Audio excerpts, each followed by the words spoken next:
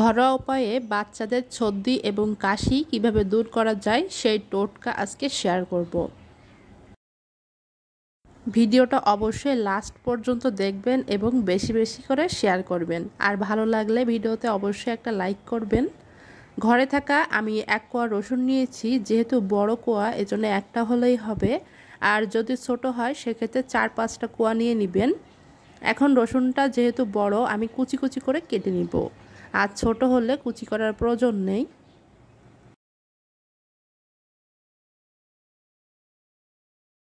শীত হোক বা গরম হোক, যে কোনো সময়ে কিন্তু বাবা মা ভয়ে থাকে তাদের সন্তানদের নিয়ে, কারণ বিশেষ করে ছোট বাচ্চাদের নিয়ে যে কোনো মুহূর্তে ঠান্ডা লেগে যেতে পারে।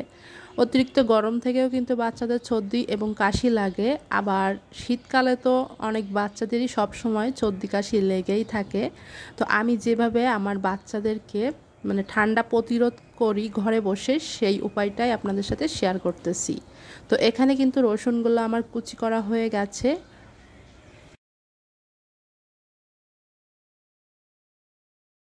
এখন আমি এখানে তেল দিয়ে দিব। তেলটা আমি প্রায় 2 টেবিল চামচের মতোই দিয়েছি। আপনারা যে কয়দিন ইউজ করবেন সে আন্দাজ বুঝেই দিয়ে দিবেন।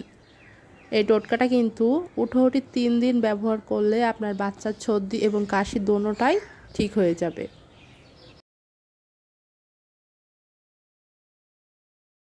এখন এটা আমি চুলায় বসিয়ে দিব। যেহেতু আমার পাত্রটা ছোট, এই কারণে আমি চুলায় আরেকটা স্ট্যান্ড বসিয়ে তারপর আমি এটা দিয়ে দিব। আর চুলার আঁচটা অবশ্যই লোয়ে রেখে তারপরে দিবেন। এটা দেওয়ার পরে যখনই দেখবেন যে 4 সাইড দিয়ে একটু বলক ওঠা শুরু করেছে বা ভালোভাবে বলক উঠে গেছে একবার, ঠিক তখনই চুলাটা অফ করে দিবেন। বেশি কিন্তু জ্বালানো যাবে না, তাহলে কিন্তু এই তেলটা বেশি কড়া হয়ে যাবে। জাস্ট একবার কিন্তু আমি বলক উঠিয়ে নিয়েছি। এরপরে এটা ঠান্ডা করে তারপরে কিন্তু বাচ্চাদেরকে লাগাতে হবে। এই টোটকাটা কিন্তু ছোটবেলায় আমাদের দাদি এবং নানিরা আমাদের যখন ঠান্ডা এবং কাশি লাগতো তখনই কিন্তু এই টোটকাটা ব্যবহার করত।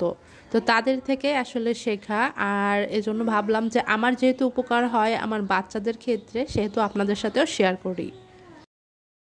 এটা ঠান্ডা হয়ে গেলে 2 হাতে নিবেন, তারপরে হাতের ডলা দিয়ে বাচ্চাদের বুকে, গলায় এবং 2 হাতে আর পায়ে ভালোভাবে মাখিয়ে দিবেন। সকালে এবং রাতে দিলেই কিন্তু আল্লাহর রহমতে এমনিতে এটা ঠিক হয়ে যাবে। আশা করছি আপনাদের কাছে আমার এই ভিডিওটা ভালো লেগেছে।